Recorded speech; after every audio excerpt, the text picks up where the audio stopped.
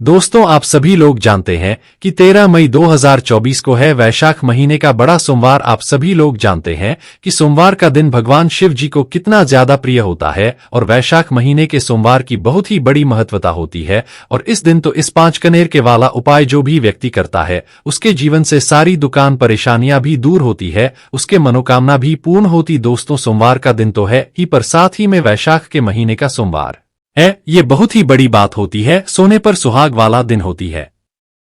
इसलिए आप लोगों को इस मौके को अपने हाथ से नहीं जाने देना चाहिए और इस दिन 5 कनेर के फूल वाला उपाय जरूर करना चाहिए। अब दोस्तों, ये 5 कनेर के फूल वाला उपाय आप लोग किस लिए करोगे, तो हम आपको बता दें कि अगर आपकी किसी भी प्रकार की मनोकामना है, आपकी कोई मनोकामना है जो कि आपके पूरे घर परिवार के लिए है, या आपके जीवन में कोई भी दुख और परेशानी चल रही है, किसी भी प्रकार की रोग और बीमारी चल रही है, कोई भी मनोकामना है, तो भाई आप अपनी उस मनोकामना के लिए इस 5 कनेर की फूल वाले उपाय को इस सोमवार के दिन कर सकते हो।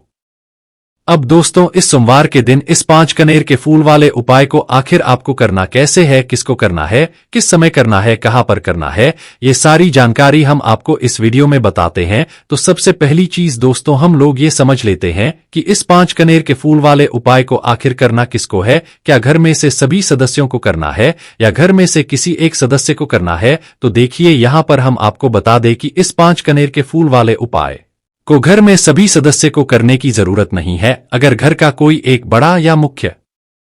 सदस्य भी इस उपाय को अपने पूरे घर परिवार के लिए करता तो इस 5 कनेर के फूल वाले उपाय को करने से उसके पूरे घर परिवार को इस उपाय का फल मिल जाएगा। तो हम आपको बता दें कि घर की जो बड़ी माताएं बहनें होती है, उन माता बहनों में से कोई भी एक बड़ी माता बहन इस 5 कनेर के फूल वाले उपाय को सोमवार के दिन कर सकती है। अन्यथा किसी कारणवश अगर घर में माताएं बहनें उपस्थित न हो तो उस जगह पर फिर घर का कोई बड़ा पुरुष भी इस उपाय को कर सकता है, कोई दिक्कत वाली बात नहीं है। अब दोस्तों, हम जानते हैं कि इस 5 कनेर के फूल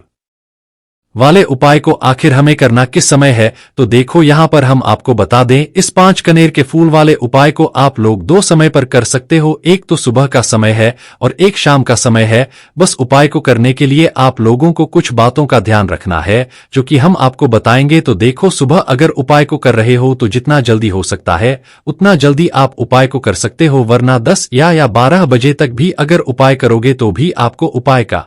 फल जरूर मिलेगा। वही अगर बात करें शाम के समय या प्रदोष काल की, तो उस समय आप लोगों को इस उपाय को 6 बजे से लेकर रात 8 बजे के बीच में कभी भी कर लेना है, आपको इस उपाय का फल जरूर मिलेगा। उसके बाद में दोस्तों, इस 5 कनेर के फूल वाले उपाय को हमें करना कहां पर है, तो देखो, यहां पर हम आपको बता दें कि इस उपाय को करने के लिए आपको अपने ही के पास में जो शिव मंदिर हो, जहां पर शिवालय हो, शिवलिंग विराजित हो, वहां पर जाना है और वहां पर जाकर ही इस 5 कनेर के फूल वाले उपाय को करना है। इस उपाय को आप अपने घर पर नहीं कर सकते हो, इसीलिए इस बात का आप लोग ध्यान रखना, ठीक है। उसके बाद में दोस्तों, यहां पर इस उपाय को करने की बहुत सारी जानकारी जान चुके हैं। अब हम लोग सीधा जानेंगे कि इस 5 कनेर के फूल वाले उपाय को करने की विधि क्या है और इस उपाय को हमें इस सोमवार, इतने बड़े और विशेष सोमवार के दिन करना कैसे है।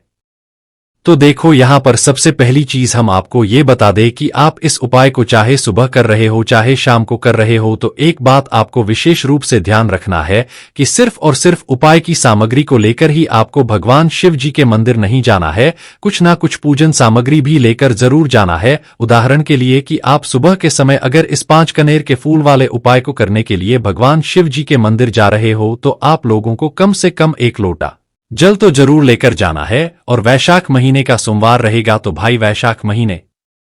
के सोमवार में अगर आप लोग मिट्टी के पात्र में भरा हुआ जल अगर आप लोग लेकर जाओगे अपने साथ में शिवलिंग के ऊपर चढ़ने के लिए, तो इस उपाय का जो फल है आपको 2 गुना होकर मिलेगा। तो इसलिए हो सके तो रात भर भरा हुआ मिट्टी पात्र का जो जल है वह आप अपने साथ में लेकर जाए, अन्यथा जो जल आपके पास हो वह 1 लोटा जल अपने साथ में जरूर लेकर जाए। इसके अलावा जो भी आप पूजन सामग्री भगवान शिव जी की पूजन अर्चना के लिए लेकर जाना चाहते हैं वह सारी लेकर जा सकते हैं, कोई दिक्कत वाली बात नहीं है, क्योंकि यह वाला उपाय आपको पूजन अर्चना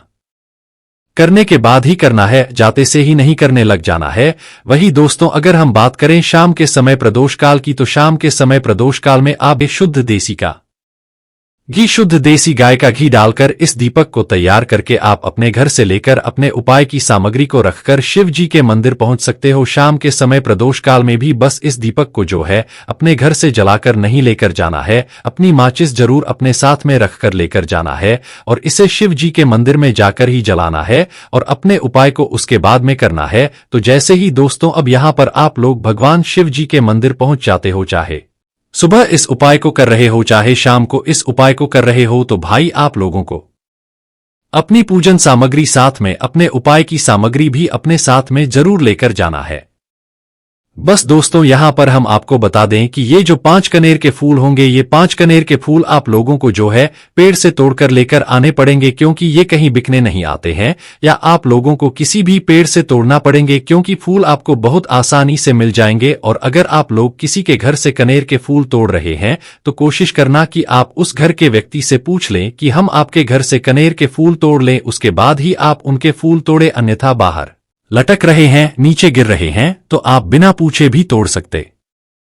हैं, कोई दिक्कत वाली बात नहीं है। पर दोस्तों ये फूल आपको अपने ही हाथों से किसी पेड़ से तोड़कर लाने पड़ेंगे या आप अपने घर के किसी से भी इन्हें कहीं से मंगवा सकते हैं तोड़कर, है ना। इसके बाद में दोस्तों जैसी आप लोग उपाय को करने के लिए शिवजी के मंदिर पहुंच जाते हैं, उसके बाद में आप लोगों को सबसे पहले जाकर अपनी पूजा अर्चना करनी है।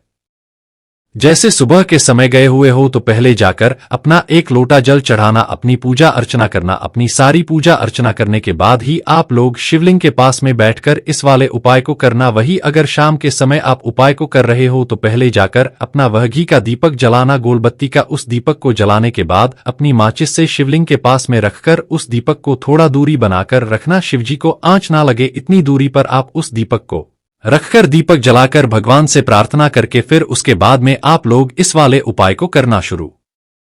करना। शिवलिंग के पास में बैठकर अब जैसे ही आपकी पूजा हो जाती है तो अपने 5 कनेर के फूल अपने सामने कर रख लो। उसके बाद में आपको क्या करना है कि अपना एक कनेर का फूल 5 अलग अलग स्थान पर चढ़ाना है, जो स्थान शिवलिंग के ऊपर ही है। अब वह स्थान कौन कौन से हैं वह हम आपको एक एक करके अच्छे से समझते हैं। देखिए, अपने 5 कनेर के फूलों में से सबसे पहले कनेर का फूल आप लोग निकाल लीजिए। जो पहले कनेर का फूल है ये भगवान शिव जी की शिवलिंग के ऊपर जो गणेश जी का स्थान होता है वहां पर समर्पित होगा। अब शिवलिंग के ऊपर गणेश जी का जो स्थान होता है वह जलधारी के राइट हैंड साइड सीधे हाथ की तरफ होता है, तो इसीलिए पहले आपको गणेश जी वाले स्थान को अच्छे से देख लेना है, समझ लेना है। उसके बाद ही आपको इस पहले नंबर के कनेर के फूल को उठाकर भगवान गणेश जी वाले स्थान पर शिवलिंग के ऊपर ही समर्पित करना है। और जब आप ये कनेर का फूल भगवान गणेश जी वाले स्थान पर समर्पित करेंगे तो खिला हुआ फूल का भाग शिवलिंग की तरफ होना चाहिए और डंडी का भाग, उस फूल की डंडी का पीछे का भाग अब आप जलधारी की तरफ हो जाएगा। इस तरीके से आपको पहले कनेर का फूल जो है गणेश जी वाले स्थान पर समर्पित कर देना है। उसके बाद में अपना दूसरा कनेर का फूल निकलना है। दूसरा कनेर का फूल निकलने के बाद इस दूसरे कनेर के फूल को आपको भगवान कार्तिकेय जी वाले स्थान पर समर्पित करना है। अब यह भगवान कार्तिकेय जी वाले स्थान कहां पर होता है? शिवलिंग के लेफ्ट हैंड साइड पर या तो उल्टे हाथ की तरफ भगवान कार्तिकेय जी का होता है, तो आपको अपना दूसरे नंबर का कनेर का फूल उठकर भगवान कार्तिकेय जी वाले स्थान पर समर्पित करना है। मतलब कि जलधारी के लेफ्ट हैंड साइड पर, मतलब उल्टे हाथ की तरफ आपको इस दूसरे नंबर के कनेर के फूल को समर्पित करना है। फूलों का खिला हुआ भाग शिवलिंग की तरफ ही होना चाहिए, इस बात का आप लोगों को ध्यान रखना है। उसके बाद में आप अपना तीसरे नंबर का कनेर का फूल निकाल लीजिए और इस तीसरे नंबर के कनेर के को आपको निकालकर माता अशोक सुंदरी जी